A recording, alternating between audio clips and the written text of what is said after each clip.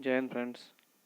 आज हम देखते हैं आपदा प्रबंधन क्या है और ये किस किस तरीके से आपदा प्रबंधन हो सकता है। तो सबसे पहले हम देखते हैं आपदा यानी डिजास्टर मैनेजमेंट क्या है। तो डिजास्टर मैनेजमेंट जैसा कि हम देख रहे हैं, आपदा उन अकस्मात, अप्रत्याशी एवं दुष्प्रभावी चरम घटनाओं का प्रकोप को कहा जाता है। ऐसे प्रकोप को कहा जाता है जो प्राकृतिक या मानव जनित, या तो प्राकृतिक हो सकती है या फिर मानव जनित हो सकती है, जिसके द्वारा मानव, जीव जंतु, संपत्ति तथा पादप समुदाय की अपार क्षति होती है। उसको क्या कहते हैं? उसको आपदा के अंदर काउंट किया जाता है। आपदा प्राय एक अनापेक्षित घटना है जो ऐसी शक्तियों द्वारा घटित होती है जो मानव के नियंत्रण में नहीं होती है। यह बहुत कम समय में और बिना चेतावनी के घटित होती है, जिसके कारण मानव जीवन के क्रियाकलाप अवरुद्ध हो जाते हैं। इससे क्या होता है, मानव जीवन में जो भी कोई काम चल रहा होता है वो क्या होता है, वो अवरुद्ध हो जाता है। किसके कारण? ये आपदाओं के कारण। और ये आपदा ऐसी होती है, ये कोई बिना बताए या बिना किसी चेतावनी दिए आती हैं अचानक से। इसके बारे में हम देखते हैं संयुक्त राष्ट्र का क्या है। संयुक्त राष्ट्र क्या कहना चाहता है? यूनाइटेड नेशन जो है, संयुक्त राष्ट्र के अनुसार आपदा बड़े पैमाने पर अचानक होने वाली ऐसी प्राकृतिक या मानवीकृत गतिविधियां हैं जिनका मानव तथा पर्यावरण, मानव जाति या फिर पर्यावरण पर नकारात्मक प्रभाव पड़ता है। इससे क्या होता है, ये जो मानव है या फिर मनुष्य है या फिर जानवर है, कोई भी है, तो उसके ऊपर, जीवन जगत के ऊपर एक ऐसा दुष्प्रभाव पड़ता है जिसके कारण उसकी सारी क्रियाकलाप अवरुद्ध हो जाते हैं। आपदाएं, इसकी विशेषताएं क्या होती हैं? विशेषताएं मतलब स्पेशल, किसी के बारे में विशेष, कि वो उसमें इस चीज के बारे में विशेष बताया गया है। आपदा त्वरित एवं शीघ्र से घटित होती है। आपदा मानव जनित एवं प्राकृतिक होती है, या तो मानव के द्वारा होगी या फिर अचानक से भी घटित हो सकती है। जिस तरीके से मानव के द्वारा कैसे घटित होगी, जैसे कि अपन देखते हैं कि एक होती है मानव जनित, कौन सी? एक होती है मानव जनित, एक होती है प्राकृतिक। कौन सी? एक होती है प्राकृतिक आपदा। तो आपदाएं कौन कितने प्रकार की होती हैं? आपदा दो प्रकार की होती हैं, एक तो प्राकृतिक, एक मानव जनित आपदा होती है। तो मानव जनित आपदा क्या होती है, प्राकृतिक आपदा कैसी होती है, इसके बारे में भी हम देखते हैं। तो प्राकृतिक आपदा में क्या है, तो प्राकृतिक आपदा और मानव जनित आपदा, ये हम देखते हैं। आपदाओं की गहनता एवं परिणाम का आकलन समाज को जो होने वाले हानि का के बारे में परिक्षेप में किया जाता है। यानी कि इसमें क्या किया होता है, इसमें जो, तो ये मानव के परिप्रेक्ष्य में किया जाता है। पर्यावरणीय प्रक्रमों, जैसे पर्यावरण के अंदर जो भी प्रक्रम हो रहे हैं द्वारा सदैव चरम घटनाएं उत्पन्न होती हैं, परंतु सभी चरम घटनाएं आपदा नहीं होती। बहुत सारी घटनाएं ऐसी होती है जो अपनी चरम सीमा पर होती है, लेकिन हर एक चरम सीमा की जो घटना हो रही है उसको हम आपदा नहीं कह सकते। आपदा के द्वारा अनेक प्रकार की सामाजिक, आर्थिक एवं मानसिक एवं स्वास्थ्य संबंधी समस्याएं उत्पन्न होती है। कोई भी तरीके की समस्या उत्पन्न हो सकती है इसके द्वारा। आपदा किसी को बिना बताए या बिना किसी इन्फॉर्म किए ये नहीं बताती कि मैं किस प्रकार की हूँ या किस तरीके की आपदा आएगी। जिस तरीके से अभी आपने देखा होगा कि पाकिस्तान में आया था, तो पाकिस्तान में क्या आया था, बाढ़ आई थी। या कोरोना भी एक क्या है, इसको भी एक आपदा में काउंट किया जा सकता है।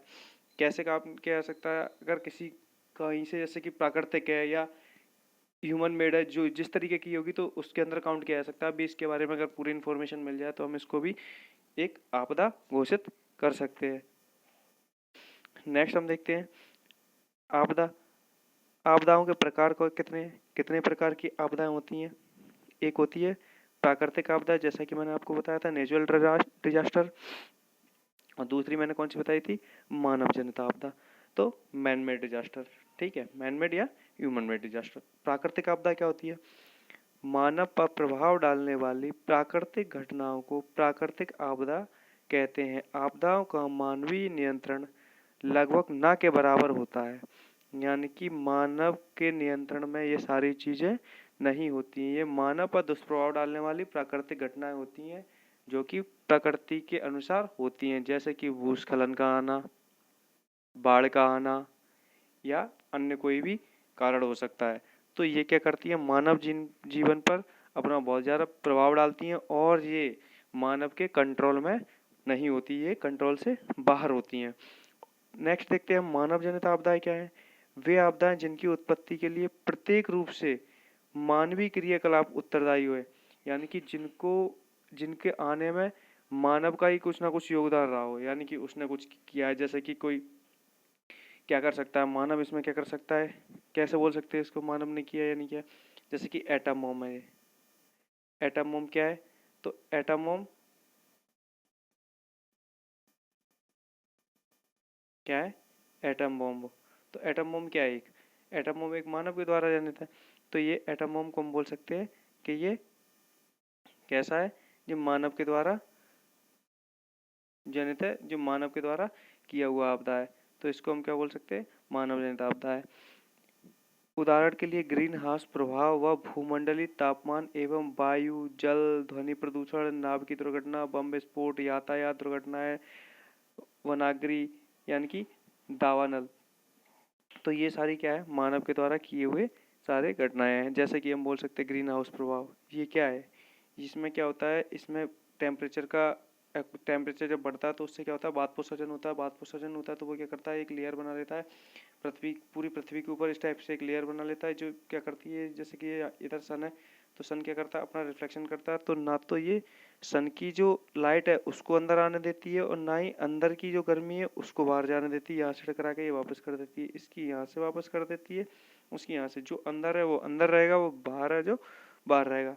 नेक्स्ट देखते हैं हम भूमंडलीय तापमान। भूमंडल का तापमान है वो वायु, जल, ध्वनि प्रदूषण करते हैं। तो ये क्या है, ये मानव के द्वारा किया हुआ है। नाभिकीय दुर्घटना, बम विस्फोट, जैसे कि बम विस्फोट कर दिया, ये सारी क्या है, ये मानव के द्वारा की हुई है। नेक्स्ट हम देखते हैं कि भारत के संदर्भ में आपदाएं किस प्रकार से, भारत में क्या आपदाएं रही हैं। वो भारत अनेक आपदाओं के प्रति विविध स्तरों पर एवं विविध परिणाम में प्रभावित है। कैसे है वो देखते हैं। भारत के भूभाग में 58.6% से अधिक क्षेत्रों में सामान्य से लेकर अत्यधिक तीव्रता वाले भूकंप आते रहे हैं। अगर भूभाग में देखा जाए तो कितना है इसका, 58.6। इस चीज को नोट कर सकते हैं आप। तो ये इतने पार्ट में क्या आते हैं, ये भूकंप आते रहे हैं। नेक्स्ट 4 करोड़ हेक्टेयर यानी कि कुल भूमि का 12% से अधिक भूमि पर बाढ़ तथा नदी कटाव के प्रति संवेदनशील 7,516 किलोमीटर यानी कि 7516 किलोमीटर लंबे समुद्र तट में से, तो इसमें संवेदनशील है कि 7516 किलोमीटर लंबे समुद्र तट से 5700 किलोमीटर लंबे तटीय भाग में चक्रवात तथा सुनामी की आशंका बनती रहती है। यानी कि जो हमारी कोस्टल एरिया है उसमें क्या है, सुनामी का आना या किसी चक्रवात का आना। तो ये क्या है, ये भारत का जो इंडिया का जो मैप है, अगर इस तरीके से देखा जाए तो उसमें ये कोस्टल एरिया जितना भी इस साइड से लेकर इस साइड तक है, तो वो क्या है, ये कोस्टल एरिया में इधर या सुनामी का आना या फिर चक्रवात का आना, इस साइड के जिधर भी एरिया में जो भी आएगा तो उसके लिए क्या है, तो ये जितना भी एरिया, ये 7516 किलोमीटर लंबे समुद्र और 5700 किलोमीटर लंबी तटीय रेखा है जो हमारी, तो उसके संदर्भ में ये बात की गई है। इसके आगे अगर हम जो देखते हैं, कृषि ये क्षेत्रफल का लगभग 68% कितना, 68% हिस्सा सूखे के प्रति असुरक्षित है। यानी कि सूखा पड़ रहा है यहाँ, जैसे कि यहाँ सूखे होने के चांसेस होते आ रहे हैं।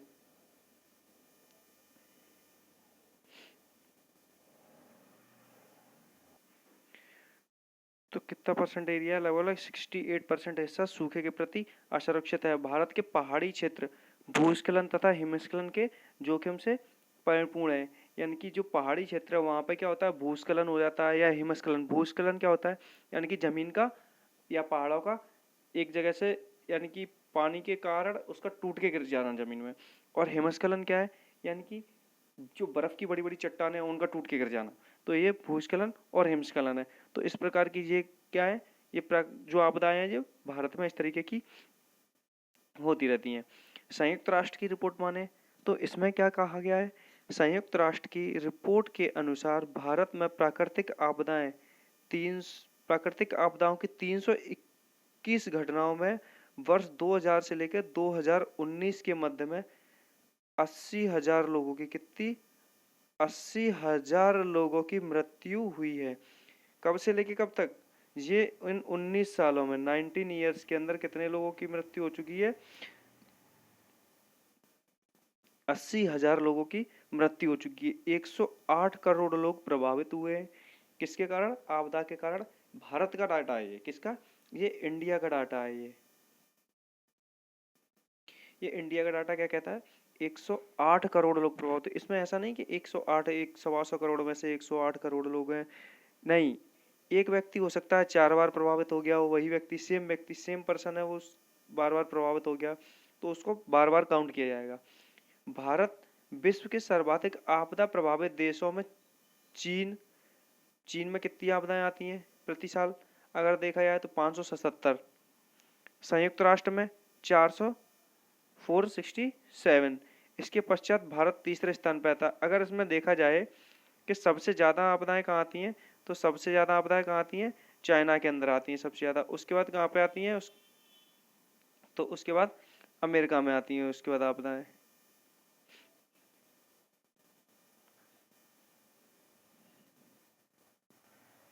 नेक्स्ट अगर हम देखेंगे तो नॉर्वे शरणार्थी एनआरसी, नॉर्वे के जो शरणार्थी हैं वो कौन है, एनआरसी वाले, जो नॉर्वे के शरणार्थी एनआरसी जो हैं वो आंतरिक विस्थापन निगरानी केंद्र, यानी कि आंतरिक जो विस्थापन जो निगरानी केंद्र के द्वारा वर्ष 2021 में प्रस्तुत रिपोर्ट के अनुसार 2020 में संघर्ष और आपदा के कारण 149 देशों के 30.7 मिलियन लोग प्राकृतिक आपदा के कारण अपने ही देश के भीतर विस्थापित हुए हैं।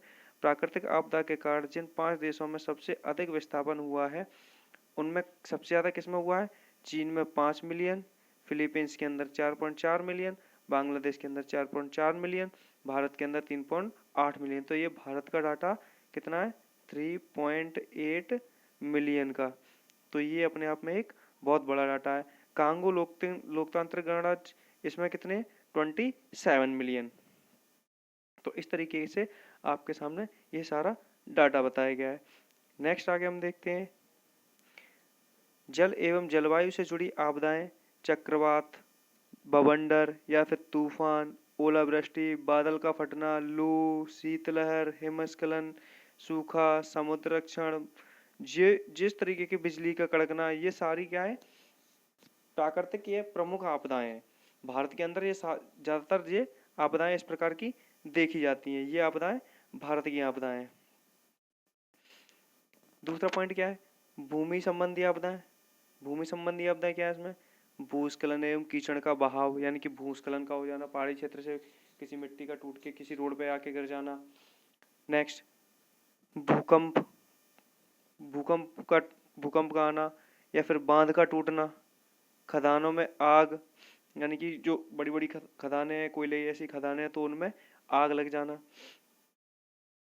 दुर्घटना संबंधी आपदाएं क्या क्या होती हैं, जंगलों में आग का लगना, शहरों में आग का लगना, खदानों में पानी भरना, तेल का फैलाव होना, जिस तरीके से किसी कंटेनर में तेल आ रहा है तो उसका फैल जाना, किसी समुद्र में फैल जाना, तो जिसके कारण क्या होती है, तो उसमें जो तेल होता है, जो तेल जब फैल जाता है तो उससे क्या नुकसान होता है, उसमें तेल जो होता है, क्रूड ऑयल जो होता है, वो पानी की सतह पर पूरा जम जाता है और पूरे पानी के अंदर जो ऊपर ब्लैक ब्लैक छा जाता है, जिससे क्या होता है कि जो मछलियां होती हैं उन तक सनलाइट नहीं पहुंच पाती, जो मछलियों तक सनलाइट नहीं पहुंच पाती, इसके कारण क्या होती है, मछलियों की मृत्यु होने लगती है। तो इस तरीके की ये आपदा होती है तेल फैलने से।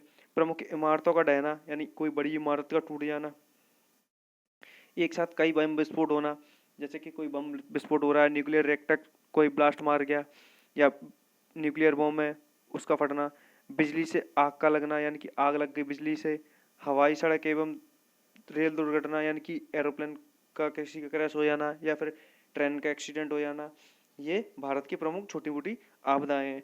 बड़ी आपदाएं अलग होती हैं, छोटी आपदाएं अलग होती हैं, ठीक है। ये डेली लाइफ में मतलब साल में होने वाली ये प्रमुख आपदाओं में से काउंट किया जाता है। जैविक आपदा क्या है? महामारी का आना, कीटों का हमला, जिस तरीके से टिड्डी का, पाकिस्तान से देखा होगा, पाकिस्तान से जो टिड्डी आती है हमारे यहाँ, ये क्या है? कीटों का हमला है उसमें। पशुओं की महामारी, जैसे कि अभी लंपी वायरस चल रहा था, तो ये क्या है? ये पशुओं की महामारी थी एक तरीके से। जिस तरीके से मनुष्य के लिए महामारी में क्या बोला जाता है? कोरोना का बोला जाता है, ऐसे ही पशुओं की महामारी में क्या था? जो लंपी वायरस आया था। जहरीला भोजन, यानी कि कहीं किसी होटल में या किसी रेस्टोरेंट में आप जाते हैं या फिर किसी शादी समारोह में, तो उसमें अगर कुछ मसाले ऐसे डल जाते हैं जिसके कारण उसमें क्या होता है? भोजन जहरीला बन जाता है। रासायनिक, औद्योगिक एवं परमाणु संबंधी आपदाएं आना, यानी कि कोई परमाणु रिएक्टर का या फिर किसी परमाणु बम का हमला, या फिर कोई केमिकली रिएक्शन कोई हो रही है ऐसी जो खतरा पैदा कर रही है। रासायनिक गैस का रिसाव होना, जैसे कि भोपाल गैस त्रासदी हुई थी, ठीक है। तो उस तरीके के क्या है? परमाणु बम का गिरना। नागरिक संघर्ष, सांप्रदायिक एवं जाति हिंसा, यानी कि किसी समाज में आपस में ही, जैसे कि हिंदू है तो उसके अंदर भी कई कास्ट हैं, तो उसमें आपस में ही हिंसा फैल जाना, लड़ाई दंगे होना, आज भी प्रमुख इस प्रकार की क्या है? आपदाएं हैं। कहा जा सकता है कि आपदा के प्रबंधन के 3 चरण होते हैं। कौन कौन से 3 चरण होते हैं? रोकथाम के उपाय द्वारा क्षेत्र को आपदा शून्य करना। क्या? रोकथाम के उपायों द्वारा क्षेत्र को आपदा शून्य करना। आपदा से निपटने की तैयारी। आपदा पश्चात राहत एवं बचाव तथा पुनर्वास, यानी कि आपदा जब हो चुकी उसके बाद राहत, यानी कि उन लोगों को राहत करना एवं बचाव करना, उन लोगों को राहत देना, जिन लोगों को कुछ चोट लगी है तो उनको ट्रीटमेंट दिलवाना, और जो फंसे हुए हैं आपदा में उनको बचाव करना, एवं जिनके घर उजड़ गए हैं तो उनको पुनर्वास करना, उनको दोबारा से बसाना। प्राकृतिक आपदाएं हो या मानव निर्मित आपदाएं हो, मानव निर्मित आपदा हो, प्रत्येक स्थिति में जनता अपने चुने हुए प्रतिनिधियों, उच्चाधिकारियों की ओर आशा भरी नजरों से देखती है। जिस तरीके से अगर जैसे कि अभी कोरोना महामारी आई, तो इसमें क्या था? गवर्नमेंट को ही हम लोग सोच रहे थे, गवर्नमेंट से हमने उम्मीदें लगाई थी कोई वैक्सीन निकाले या किसी देश से हमें लेके दे। तो ये क्या था? ये हम अपने अधिकारी या फिर गवर्नमेंट की ओर आशा भरी नजरों से देखते हैं कि यहाँ से हमें मदद मिलेगी। अतः शासन प्रशासन की इसके प्रशमन में महती भूमिका होती है, यानी कि ये शासन प्रशासन क्या कहती है, इसके अंदर इन्वॉल्व होती है, और जो जनता है उसका क्या करती है? बचाव करती है। सारांश, सुनियोजित आपदा प्रबंधन तकनीकें, जागरूकता अभियान, प्रशासनिक समन्वय द्वारा आपदाओं के प्रभावों को न्यूनतम किया जा सकता है। यानी कि इसके लिए आपको अधिक से अधिक लोगों को जानकारी देना चाहिए, जिससे क्या होगा? जिससे लोगों में आपदा से निपटने के लिए उनके लिए कुछ ना कुछ, जब आपदा आ रही है उस टाइम में आपको किस तरीके से करना चाहिए, तो उनको गाइड करना चाहिए कि हमें आपदा आते समय ये करना चाहिए। जिस तरीके से इसमें डायग्राम में दिखाया, जैसे सूखा का पड़ना या भूस्खलन का होना या सड़क दुर्घटना होना या कुछ भी बाढ़ का आना, इस तरीके की ये क्या दिखाई गई हैं? ये बहुत सारी आपदाएं दिखाई गई हैं यहाँ पे। तो आप देख सकते हैं ज्वालामुखी का फटना, हिमस्खलन का, ये भूस्खलन का होना, तो ये सारी क्या है? आपदा दिखाई गई हैं। तो इस तरीके से आप चैनल से जुड़े रहें। आपको ऐसे ही बहुत सारी वीडियोस के जरिए आपको आपदा प्रबंधन का पूरा सब कुछ डाटा बताया जाए है, किस प्रकार से क्या होता है। इसके आगे भी हम करते जाएंगे इसी तरीके से। आगे बढ़ने के लिए चैनल को लाइक, शेयर एंड सब्सक्राइब करने की कृपा करें, और इसको अधिक से अधिक शेयर करें चैनल को। आपका धन्यवाद।